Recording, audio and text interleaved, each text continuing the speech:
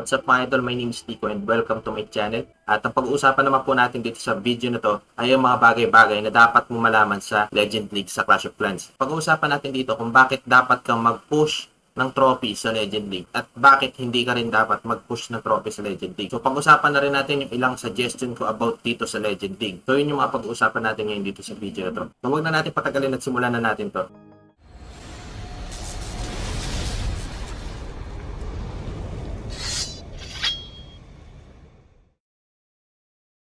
So right now, nandito po ako ngayon sa aking main base sa Clash of Clans, which is Town Hall 15 po ito.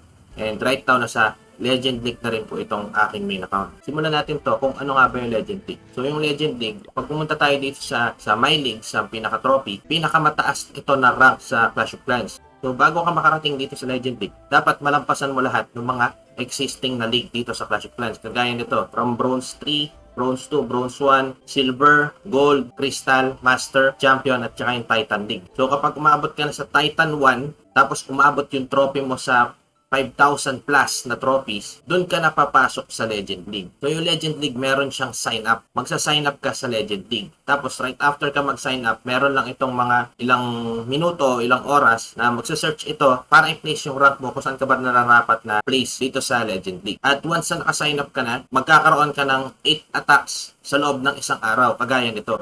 So, para makapag-sign up ka, kailangan mo muna pumunta dito sa attack button. Kapag nakapag-sign up ka na, maghihintay ka lang ng ilang minutes, magkakaroon na ng available na find match dito sa'yo. So, yung available na attack sa Legend League is 8 attacks lang. Kagaya nito, gaya nyo sa akin, nagamit ko na yung 2 attack ko. At pag naubos mo yung 8 attack sa loob ng 24 hours, next day, magkukuldown ito, tapos magkakaroon ka ulit ng available na 8 attacks para maka-attack ulit. So, dito naman sa may defense button, sa loob ng attack button, makikita mo dito yung pwede mong gamiting layout para sa Legend League. Makikita mo dito yung pwede mong layout na base para sa iyong Legend League. So, kagaya nito, click natin itong choose. Yung Legend League base na yan, pwedeng yung base mo sa home village, pwedeng yung base mo sa war base. So, kung kagaya mo ako na marami akong obstacle na hindi ko maiayos kagaya nito, so hindi ako makapag-setup na maayos dito na kailangan, dito ako pupunta sa war base. So, kung meron akong war base dito, pwede akong kumopya ng Legend League base, meron ng ready-made na Legend League base. Once na i-paste ko na dito yung layout ng base na gusto ko, magkukuldown lang ito ng 24 hours. I think asa ganyan. Tapos, right after ng 24 hours, pwede mo na itong gamitin. Kagaya nito, kaka-layout ko lang itong isang base ko na to, kaya hindi ko siya ipasok sa Legend League. So may cooldown siya na 22 hours pa kasi 2 hours right after nung tapos kong i-layout tong base na to. So halimbawa, gagamitin ko itong sa war base ko. Yan. O kaya halimbawa, ito gagamitin ko itong nasa home village ko na base. Bali dito na siya mapupunta. So yung mga attacker na kalaban, pag in-attack yung base ko, ito agad yung makikita nilang base. So hindi ko ina-advise na gamitin yung farming base ko. Kasi farming base lang yan eh. Walang ano yan. Parang pang ano ko lang yan sa mga obstacle. So sa war base, sabihin natin itong war base. Yan yung ginagamit ko sa Legend League. Which is, pero sa totoo lang, meron pa mas mga magagandang Legend League base. May chance na hindi maka 3-star yung kalaban. And usually, yung mga hindi maka-star sa Legend League is yung mga uma-attack sa mga bait o yung mga uma-attack sa mga troll base na hindi nila pinag-iisipan. So yun, hindi nila natin 3-star. O minsan, hindi pa nga nakaka-star sa Legend League base. So hindi lang yung layout ng base, kung hindi pati na rin yung clan castle. So ito yung pinili ko na gamitin na defense kasi panahon ito ng lava loon. Napakalakas kasi ng lava loon at saka yung mga may summon kagaya ng witch golem. Kaya ang ginamit ko na pan-defense is itong Electro Titan. So kung gusto mong palitan yan, i-choose mo lang yan. Tapos kung ano yung existing na nakalagay sa clan castle mo, pwede mong i-use yan. Pag ni-use mo yan, ito na yung papasok dun sa official na Legend League base mo. Ang maganda dito sa Legend League, kung ano yung laman ng clan castle mo, dito sa defense layout, hindi na siya mawawala. Every time na atakihin ka sa loob ng isang araw, halimbawa, dinedefense ng base mo yung sa kalaban. Ito at ito na yung gagamitin na clan castle troops na magde-defense sa iyong base. So, hindi na kailangan na mag-request ka ulit ng panibagong troops pan-defense sa mga susunod na attacker. Hindi ka guys sa Titan League pababa. Halimbawa, naka-open yung clan castle mo. Kapag may umatak sa'yo at lumabas yung mga clan castle troops dyan, sa susunod na attack, wala nang laman itong clan castle mo. So, kailangan mag-request ka na naman. Hindi siya kagaya nung sa Legend League base. So, kung ano yung nakalagay dito, every time na may attack sa base mo, ito at ito na rin yung magde-defense na hindi mo na kailangan na mag-request ulit ng panibagong group. So, ganun siya. So, halimbawa, gusto kong palitan yan, di ba? Balik ko yung kanina. Ang gagawin ko lang, tanggalin ko muna tong laman. Remove ko muna yan. Tapos, hindi natin palitan ko siya nung ginagamit ko. Electro Titan. Tapos, Sabihin na lang natin Witch. Tapos mga Archer. Okay, tapos confirm. So, gumagamit kasi ako ng raid medals para hindi mag-request sa mga kaklan ko na BC. So, ayan. Nakikita mo dito sa laman ng clan castle ko, meron ako Electro Titan. Tapos, once na gagamitin ko siya sa defense, choose ko lang yan. Tapos, use this clan castle troops in the next league day's defense. So, use ko lang yan. Sa next day, ito na yung magagamit na clan castle troops sa legend league base ko. So, tapos meron din dito yung button sa loob ng attack button, yung battle lag. Pag clinic natin yan, dito makikita kung ilan yung trophies na nakukuha mo. And right now ako, dalawang 2-star lang ako sa Legend League. Tapos makikita mo rin dito yung mga uma-attack na defense sa'yo. Hindi lang siya nakalagay dito sa pinaka-mailbox mo, yung attack lag at saka yung defense lag tsaka sa inbox. Hindi mo lang makikita yung attack lag o yung battle lag sa mailbox kung hindi pati na rin dito sa battle lag ng Legend League. So dito makikita mo yung yung exact na trophies na makukuha mo kapag umatak ka. Ito, may current league day, 45 trophies yung nakuha ko. Kapag may umatak sa akin dito mamaya, kung ilan yung trophies na nakuha, yun yung malilis dito sa 45 na nakalagay dito sa attack ko. So, attack ako para makita nyo. So, kung hindi ako professional umatak, may chance na mag-miss itong attack ko, mag-fail itong attack ko. Pero try lang natin, especially malaki yung chance na mag-fail po itong attack ko kasi nag-aaral pa rin ako umatak talaga. At yung gamit kong troops dito, itong Hag Wizard. So, ini-experience ko lang siya. Try lang natin. So, find match ko muna. So, wala pa akong king. Testing lang natin kung makaka-3 star tayo. So, check natin kung paano ba natin to a-attackin. Ulit tayo ng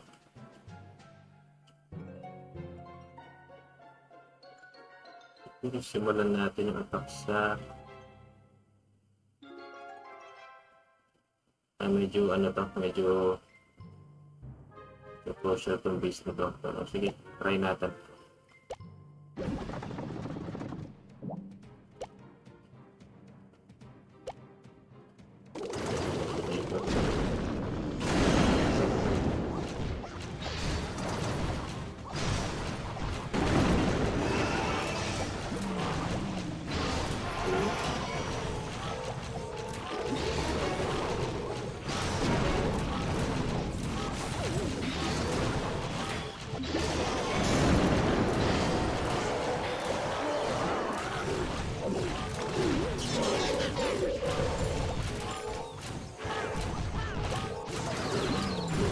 Kailangan mawasan ko lang ito.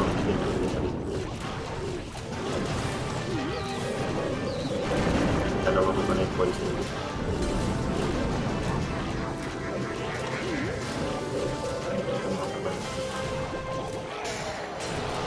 Hindi kaya masarap sa time nito. Walang testing na. Walang purpose na kaya dalawa yung poison. Lutang hindi marunong kumatak na.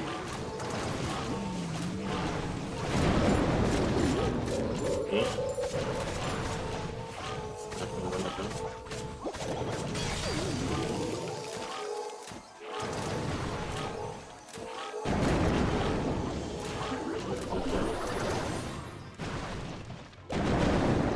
Medyo malit na ako dito.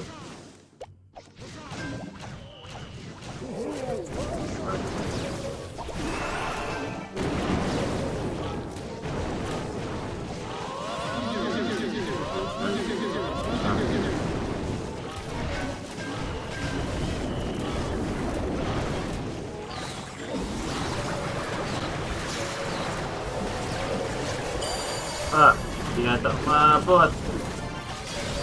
Sorry. Champion. Mabot.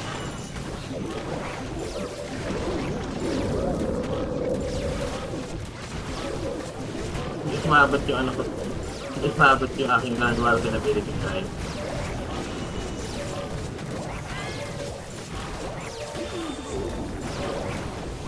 Pakailan.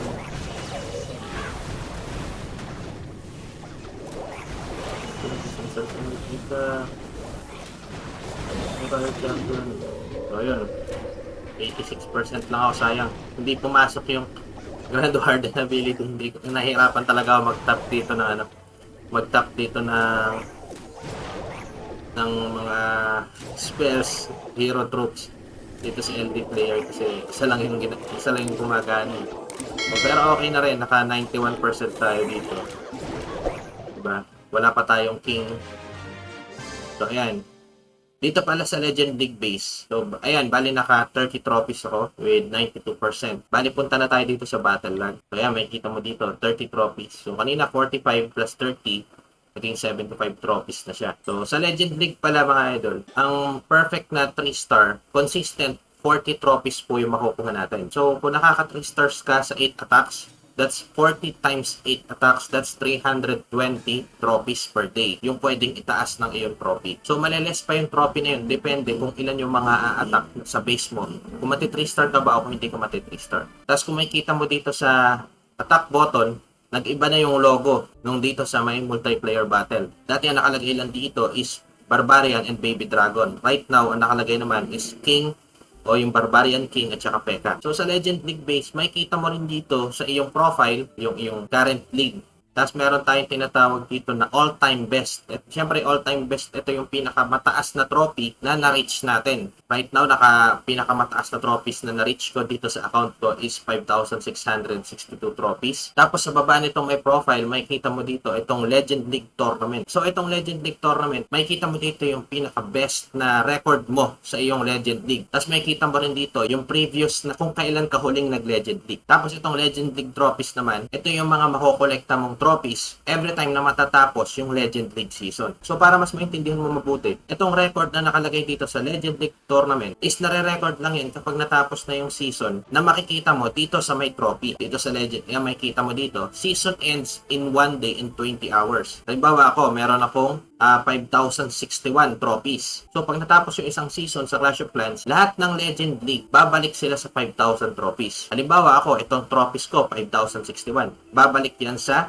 5,000. And kung na-maintain ko itong 5,061 hanggang sa matapos yung season, yung 61 trophies na natitira, yun yung madadagdag dito sa Legend Trophies. Ito naman yung mare-record dito sa previous season. Kung kailan ka huling nag-Legend League. Halimbawa, ngayong buwan na to, October 2023. Tapos natapos yung season na meron akong 5,061 trophies. Mare-record yan dito sa previous record, dito sa previous season. Tapos kapag wala ka pang best record dito sa season na to, tapos kung first timer ka sa Legend League, kung ano yung unang trophies na narating mo na natapos yung season, yun yung mare-record dito. Yung pinakamataas na trophy mo na na-record sa Legend League. Halimbawa, 5,061 yung trophies ko ngayon. Tapos wala pa akong existing dito sa best record. So yung 5,061, yun din yung ma-record dito. Tapos madi-display din dito sa aking profile yung 5,061 trophies ngayong October 2023 season. So lahat ng mga information dito sa display na to, magiging permanent na siya. Hindi siya mawawala. Ang mawawala lang every time na matatapos yung season sa Legend League is yung sobrang trophies mo sa 5,000. Kahit yung mga nasa top player. Halimbawa, yung mga nasa top player na to, ito si Navi Stars, sabihin na lang natin si Navi Stars. Meron siyang 6,683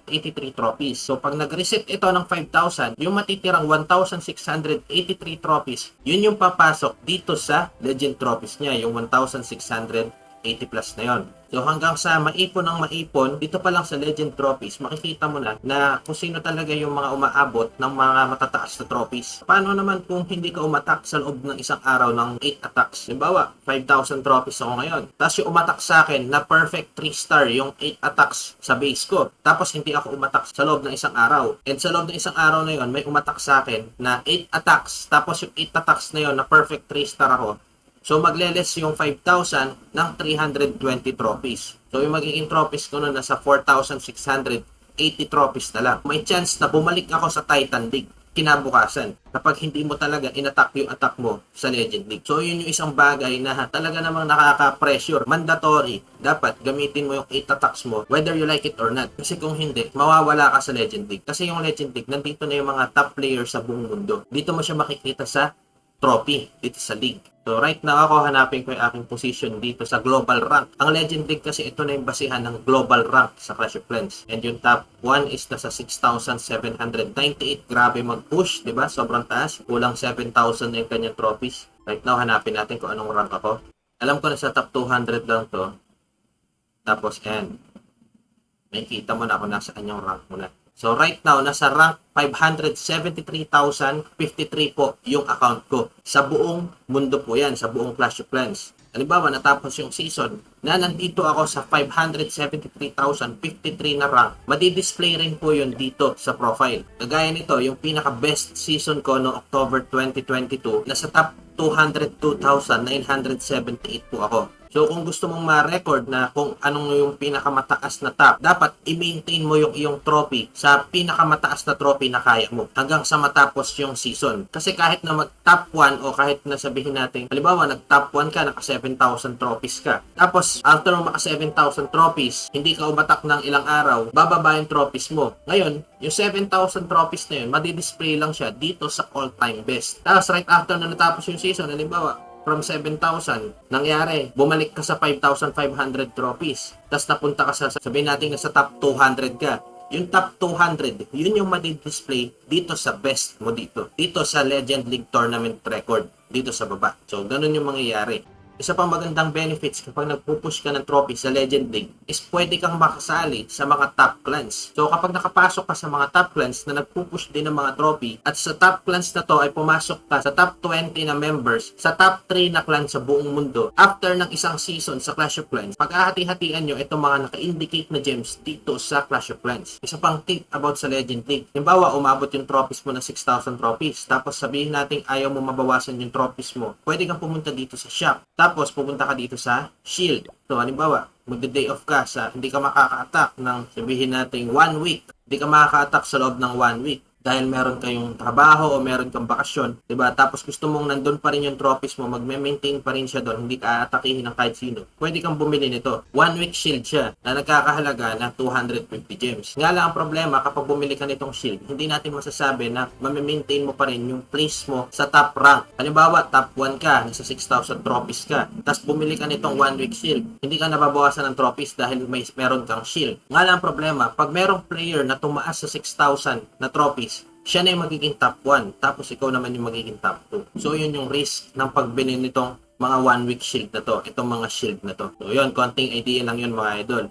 So, isa pang bagay sa Legend League na maganda is meron itong consistent na Dark Elixir na worth 7,000. Tapos, kung makaka 80% distraction ka pa dun sa base ng kalaban mo, may additional 2,400 bonus to Dark Elixir pa dito. Sa Golden Elixir naman, naka-maintain siya sa 500,000 plus, which is not bad na rin, di ba? Pero kung gusto mo talaga ng consistent na Dark Elixir sa mga bases, I advise pumunta ka dito sa Legend League base. Kasi kung nakaka 7,000 Dark Elixir ka dito, plus 2,000 plus na Dark Elixir sa bonus, times 8 attacks sa loob na isang araw, makaka-receive ka ng kulang-kulang nasa 90,000 Dark Elixir isang araw. So kung yung hero mo, yung pet mo, nasa 300,000 Dark Elixir ang isang upgrade. So sa loob lamang ng 3-4 na araw, meron ka ng pang-upgrade sa iyong hero o sa iyong pet. Tapos yung makukuha mo pa na star bonus at saka yung sa mga Dark Elixir drill. So hindi ka mahihirapan na makapag-farm ng Dark Elixir dito sa loob lamang ng ilang araw. Bukod pa doon, hindi ka pressure sa dami ng i-attack mo na bases. Kasi right after ng 8 attacks, after nun, wala ka ng problema. Kumbaga sa pahinga ka na. Parang binigyan ka ng Clash of Clans na take your break. After ng 8 attacks, take your break naman. Hindi kagaya na kapag ikaw nasa Titan League ka,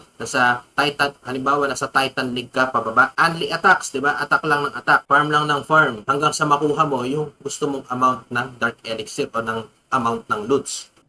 Tapos mamimili ka pa kung mataas ba yung loots o kung mababa yung loot, diba? Ganun sa mas mababang league. Unlike sa Legend League, stable, stagnant yung loots na makukuha mo dito. Specialist Dark Elixir na talaga namang sobrang napakaganda, especially sa mga matataas na level ng Town Hall at trophies. Isa pang magandang benefits kapag competitive ka sa game na to, kapag nasa Legend League ka, mapapractice mo yung gusto mong attack o yung pag-attack mo sa mga bases dahil karamihan ng mga base na mag-a-appear sa find match mo is mga max base. Ibig sabihin, mapapractice ka na umatak sa mga max base na kalaban. Like sa lower Town Hall, karamihan ng mga base na makikita mo ron is hindi pa max, minsan kulang pa ng defense, yung iba upgrade pa. So kahit ma-3-star mo yon, ako personally kahit na ma-3-star ko yon, kapag hindi max base, walang laman yung clan castle troops, hindi max heroes, hindi max wall, hindi max defense, tapos sabog pa yung base, yung talagang yung base na hindi pinag-isipan, tapos mati-3 star ko, parang hindi siya fulfilling na sasabihin ko, ay, kagaling ko kumata, ganyan, na 3 star ko tong Town Hall 15. So,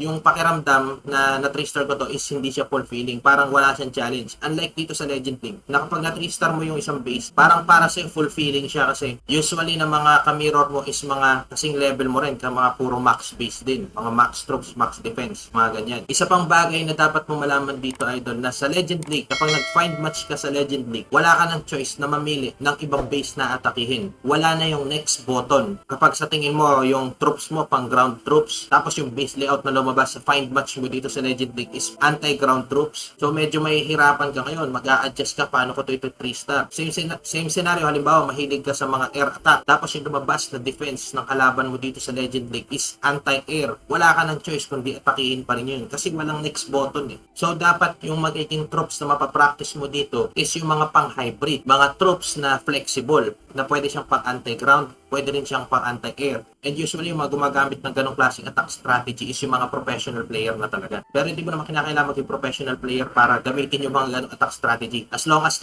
ma-attack ka dito sa Legend League, napapractice mo yung skill mo, later on makikita mo may development na sa iyong pag-attack. Hindi lang sa Legend League, magagamit mo rin ito kahit sa Classic War at saka sa Clan War League. So yung isang magandang bagay pa dito sa Legend League, hindi matagal mag-find match. Hindi kagaya na sa Titan League, especially sa Titan 2 and sa Titan 1. Kapag nasa ganyang league level ka na, medyo matagal yung find match po. Based on my experience, inaabot minsan yung find match na sa 3 minutes. Unlike dito sa Legend League, na kapag find match mo na yan ngayon, lalabas na kaagad yung iyong kalaban. Pero kung hindi talaga Legend League yung purpose mo at gusto mo na mas mabilis na find match, pwede kang pumunta sa mas mabababang league pa. Halimbawa, sa Champion 1, sa Champion 2, o sa Champion 3. Usually, nandyan, mabibilis ang find match dyan. Isa pang bagay na hindi rin maganda sa Legend League, kapag nagkaroon ng clan games. Sa clan games kasi mix ito ng home village attack at saka ng builder base attack. So kung meron ka lang 8 attacks sa home village at sa home village ka sa 9 na umattack, hindi mo agad matatapos yung clan game points na kailangan sa clan games. So mapipilitan ka ngayon na pumunta sa builder base dahil sa builder base unlimited yung attack, hindi kagaya sa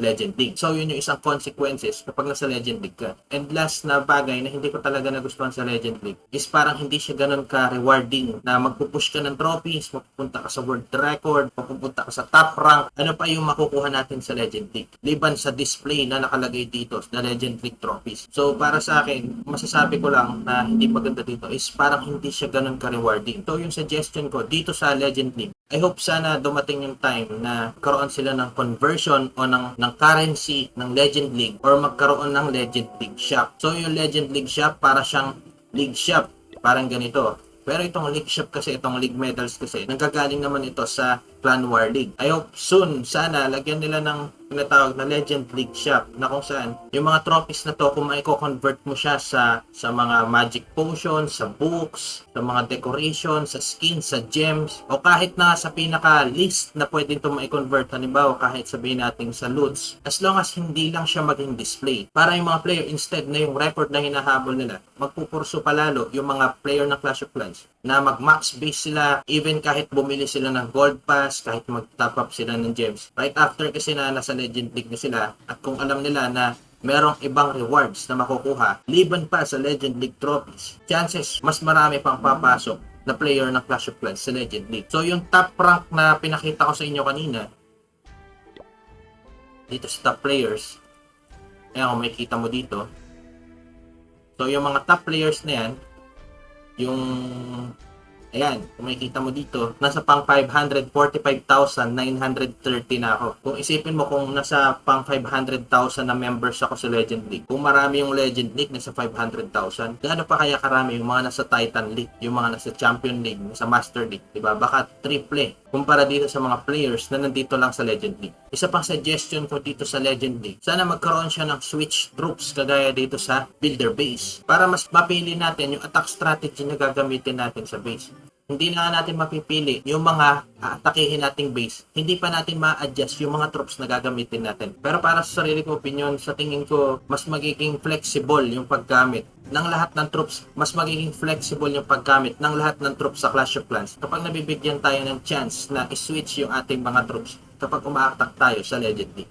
Bali dito na po matatapos yung video natin mga idol. Kung pinapanood nyo pa rin po to sa part na to, maraming salamat po sa panonood. Nagustuhan nyo po ba tong video na to? Kung nagustuhan nyo po, like and share nyo naman. Kung may mga tanong, suggestion, o reaction po kayo, i-comment nyo lang po yun sa baba. And I'll try my best para replyan ko po kayo sa isa. At wag nyo rin pong kakalimutan na mag-subscribe dito sa ating channel. Click mo rin yung notification bell button para maging updated ka sa mga next videos na gagawin ko. Shoutout nga pala kay Aguila Win Hamstery. At shoutout din sa iyo idol kung sino man yung nag-post itong comment na to. Salamat po sa pagsuporta dito sa channel ko. Nakakatuwa lang po dahil may mga nakaka-appreciate po sa ganitong klaseng content na ginagawa ko, and expect nyo po na mas lalo ko pa pong pagbubutihin sa mga susunod po nating videos. Salamat ulit sa iyo kung sino ka man. Once again, my name is Nico. Salamat po ulit sa panonood. See you soon sa mga next videos. Ingat po kayo palagi. God bless. Bye bye.